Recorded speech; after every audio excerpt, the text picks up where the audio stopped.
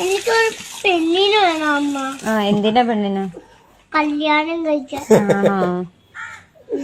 കല്യാണം കഴിക്കണ എന്തിനാ? ചുമ്മാ. ഞാൻ ആര് നോക്കും?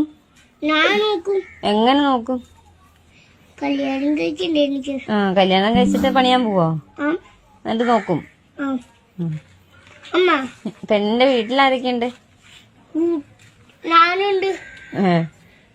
പെണ്ണിന്റെ വീട്ടിൽ ഞാനൊക്കെ പോവും. പെണ്ണിന് ചേട്ടന്മാരും അനിയന്മാരൊക്കെ ഉണ്ടോ?